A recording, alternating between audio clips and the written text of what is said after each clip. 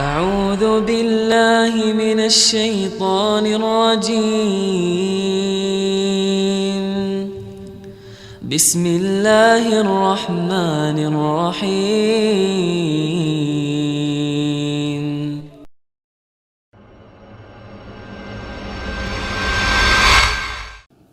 Salawat dan salam kepada Nabi kita tercinta, Rasul kita yang mulia, suri tauladan kita, dan kita semua yang hadir di masjid ini pasti sepakat secara lisan bahwa Rasulullah SAW adalah suri tauladan kita.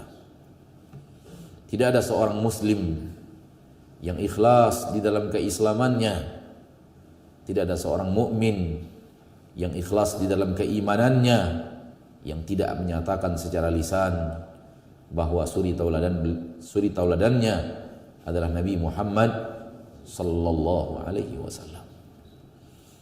Namun ketahuilah saudaraku bahwa pernyataan Anda secara lisan bahwa Nabi Muhammad sallallahu alaihi wasallam adalah suri tauladan di sisi Allah tidak akan ada harganya, tidak akan ada nilainya.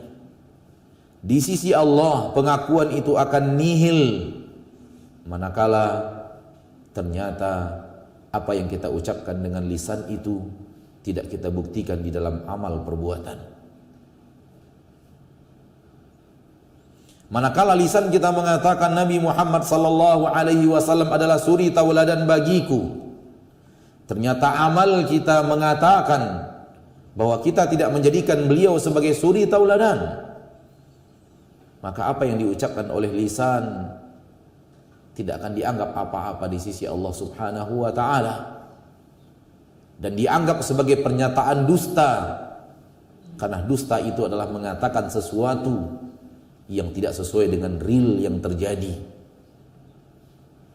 Oleh karena itu, marilah kita berusaha untuk menjadikan Rasulullah SAW sebagai suri tauladan di dalam amal kita, di dalam perbuatan kita, di dalam sifat kita, di dalam tindak tanduk kita, dalam kehidupan kita di permukaan bumi ini. Benar-benarlah jadikan beliau sebagai suri tauladan. Dengan cara apa? Wa ma atakumur rasulu fakhudhuhu wa ma nahakum anhu fantahu. Apa yang Rasulullah sallallahu alaihi wasallam perintahkan kepada kalian, ambil, terima dan amalkan. Dan apa yang Rasulullah SAW larang kalian mengerjakannya, maka berhentilah, jauhi dan tinggalkan. Hanya dengan cara itu, pengakuan kita bahwa kita menjadikan beliau sebagai suri tauladan di lisan tadi akan diterima oleh Allah Subhanahu wa taala. Berarti apa yang kita ucapkan dengan lisan benar-benar terbukti di dalam amalan, dan ini dia kata-kata yang jujur, dan ini dia manusia-manusia yang jujur. Apa yang diucapkan oleh lisannya seperti itu pula yang dia amalkan. Sangat teramat banyak umat Islam di zaman kita sekarang ini yang sudah terjerumus ke dalam apa yang tadi saya katakan, menyatakan secara lisan bahwa Nabi Muhammad SAW adalah sebagai suri tauladan, menyatakan secara lisan bahwa tuntunannya adalah tuntunan dirinya adalah Rasulullah sallallahu alaihi wasallam, menyatakan bahwa Rasulullah SAW pembimbing dalam hidupnya, pedoman yang dia pedomani, akan tetapi itu hanya tinggal di lisannya saja. Apa yang dia kerjakan harian, apa yang dia lakukan setiap hari justru bertabrakan dengan apa yang dia katakan dengan lisannya. Apa yang dilarang oleh Rasulullah SAW untuk dikerjakan, justru itu yang menjadi sebuah kegiatan hariannya. Justru itu yang menjadi sebuah kesukaannya. Justru itu yang kemudian menjadi sesuatu yang dia jadikan style hidupnya. Dan apa yang Rasulullah SAW perintahkan, maka dia pilih-pilih. Kalau itu wajib, dia kerjakan. Namun dia kerjakan dengan hati yang lalai. Dia kerjakan dengan asal mengerjakan. Dia kerjakan hanya karena dasar wajib. Kalaulah bukan karena wajib, dia tidak akan berada di sana. Dia kerjakan pun penuh dengan kekurangan demi kekurangan dalam melaksanakan amal wajib itu. Adapun amal sunnat, maka dirinya dan orang-orang yang menyempurnakan amal sunnatnya sangatlah teramat jauh. Potret yang saya katakan ini bukanlah potret satu atau dua orang hidup di permukaan bumi di negeri yang kita cintai ini. Ini potret hidup banyak manusia yang setiap hari melakukan maksiat dan maksiat dan maksiat. Mulai dari meninggalkan salat, tidak berpuasa di bulan Ramadan,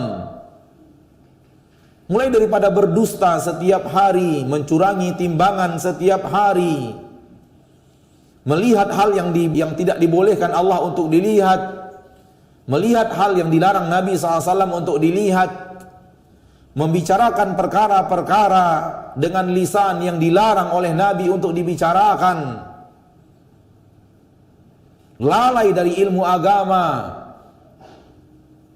justru menganggap agama ini adalah sesuatu yang membebani hidupnya dan dia merasa tidak bisa maju kecuali dengan cara melanggar aturan-aturan agama itu, sehingga lisanul halnya mengatakan agama ini membuat saya tidak bisa menjadi orang-orang yang modern, membuat saya tidak bisa menjadi orang-orang yang maju di dalam usaha dan berkarya.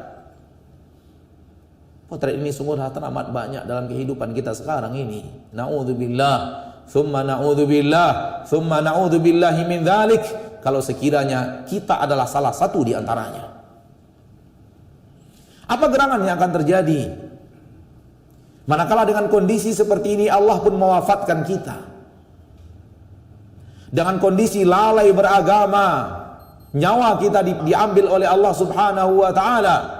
Apatah lagi di zaman kita sekarang ini, akhir zaman, yang akan sangat teramat sering terjadi, orang mati mendadak. Dan bisa saja secara takdir kita salah seorang di antara yang akan mati mendadak itu. Sementara kita belum melakukan pembenahan diri, perbaikan. Kita tahu hari demi hari kita melanggar dan ada niat di dalam hati untuk melakukan perbaikan, namun syaitan berhasil menghalangi kita dan perbaikan itu dengan mengajak kita untuk menunda-nunda. Nanti saya akan berbenah, nanti. Dan yang diinginkan oleh syaitan dan bala tentaranya, sebelum saatnya kita berbenah, kematian lebih dahulu menjemput kita. Itulah yang dikatakan dengan su'ul khatimah, buruk penghabisannya, buruk akhir daripada hayatnya. Dan su'ul khatimah merupakan indikasi dari indikasi yang akan membawa manusia kepada murka Allah, membawa manusia kepada azab Allah, membawa manusia kepada neraka Allah. Na'udzubillah, thumma na'udzubillahi min dzalik. Maka seriuslah dalam berbenah wahai muslim.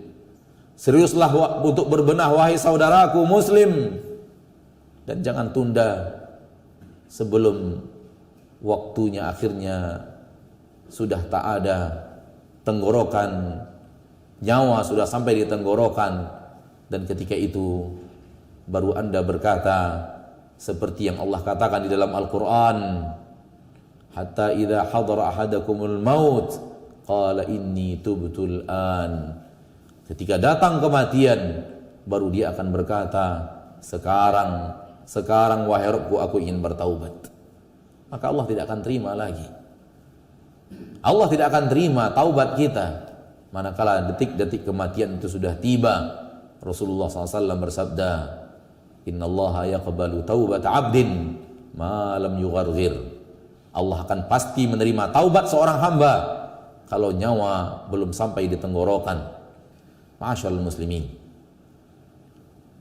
Allah tabaraka wa ta'ala berfirman di dalam Al-Quran, di dalam salah satu ayat di dalam Al-Quran, wa tubu ilallahi jami'an ayyuhal mu'minuna la'allakum tuflihun. Dan bertaubatlah kalian semuanya Wa tubu ilallah, dan bertobatlah kepada Allah kalian semuanya, ayyuhal mu'minun, wahai orang-orang yang beriman, la'allakum tuflihun, mudah-mudahan kalian menjadi orang yang jaya, menjadi orang yang beruntung, menjadi orang yang sukses. Di dalam ayat ini para ulama ahli tafsir, para ulama ahli syariat menerangkan kepada kita kesuksesan yang hakiki adalah manakala seorang hamba sebelum wafatnya diberikan oleh Allah tabaraka wa taala taufik untuk bertaubat sebelum kematian datang menjemput. Oleh karena itu, saudaraku, mari kita bertaubat. Bertaubat dari kelalaian-kelalaian kita. Wallahi, demi Allah kita tahu kita lalai. Demi Allah kita tahu kita masih melanggar syariat. Demi Allah kita tahu bahwa ada larangan-larangan dalam agama Islam yang menjadi kebiasaan harian kita. Pertanyaannya, kapan akan ditinggalkan? Kapan akan serius meninggalkan amalan-amalan itu? Kapan akan serius meninggalkan pekerjaan-pekerjaan itu? Hati-hati jebakan iblis.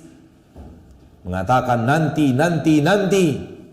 Dan kemudian setelah kematian menjemput dan kita belum bisa bertaubat, iblis pun akhirnya tepuk tangan dan bahagia. A'udzu billahi minasy syaithanir rajim. Bismillahirrahmanirrahim.